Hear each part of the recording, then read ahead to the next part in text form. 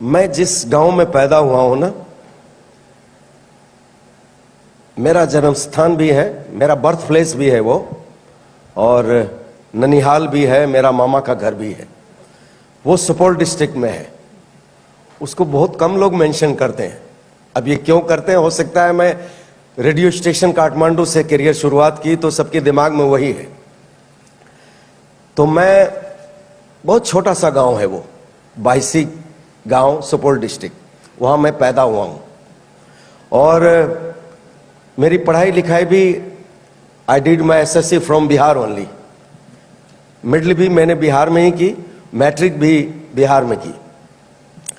और जिस गांव में मैं पैदा हुआ, 70-72 साल हो गए उस गांव में बिजली नहीं थी, इलेक्ट्रिसिटी नहीं थी। तो मेरा एक फंक्शन था नालंदा में, तो वहां चीफ गेस्ट हमारे चीफ मिनिस्टर साहब थे, नीतीश कुमार जी। तो स्टेज से ही मैंने उनको कह दिया कि आपको मेरे लिए काम करना पड़ेगा। तो वो सोच में पड़ गए, इतने लोग बैठे हुए, ये क्या कहना चाहता है। मैंने कहा जहां मैं पैदा हुआ हूं और जहां मैं पढ़ा लिखा हूं, वहां 72 साल हो गए देश को आजाद हुए, वहां इलेक्ट्रिसिटी नहीं है। एक हफ्ते के अंदर उन्होंने इलेक्ट्रिसिटी लगाया वहां। मतलब मंशा हो तो कुछ भी हो सकता है जी, कोशिश किया जाए तो कुछ भी हो सकता है, क्यों नहीं। तो मेरा कहने का मतलब यह है कि आपकी सोच बहुत अच्छी होनी चाहिए, आप में एक डेडिकेशन होना चाहिए कि मुझे ये करना है।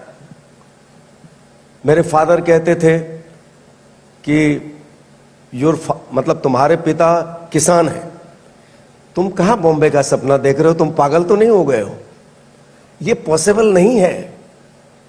पढ़ो लिखो, इंजीनियर डॉक्टर बनो, मेरे लिए अच्छा होगा, मेरे पास तो इतने पैसे उसे भी नहीं है। और ये वही कहानी वाला गाना आया कि कोई इंजीनियर का काम करेगा, बेटा हमारा ऐसा नाम करेगा, कोई डॉक्टर बनेगा। देखिए कैसे ऊपर वाला स्क्रीन प्ले मिलाता है।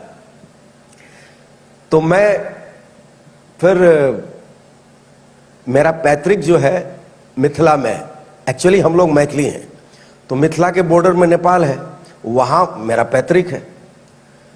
तो आप, सॉरी मैं ज्यादा टाइम तो नहीं ले रहा हूं ना। एसएससी के बाद मेरा कोई रास्ता नहीं था कहीं, तो वहां के कई मिनिस्टर्स थे जो मैंने कहा कि उनको मुझे कुछ काम दे दीजिए। तो बोले यार तुम काठमांडू आ जाओ। तो वहां गया, मैं रेडियो स्टेशन में काम किया, 100 रुपये की नौकरी की मैंने वहां, और 6-7 साल मैंने ऐसा काम किया।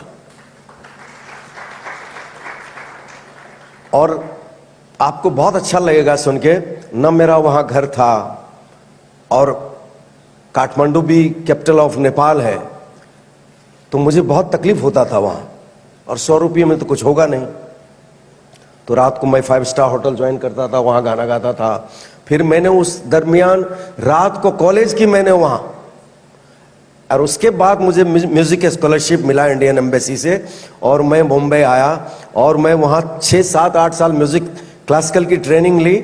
और उसी दरमियान मैं म्यूजिक डायरेक्टरों से मिलता था, तो मुझे थोड़ा थोड़ा काम मिलता गया, और भगवान की कृपा ऐसी रही, और आप लोगों की दुआओं से 1988 में कयामत से कयामत आई, और ऊपर वाला ने चाहा तो कयामत से कयामत तक ही मामला रहेगा।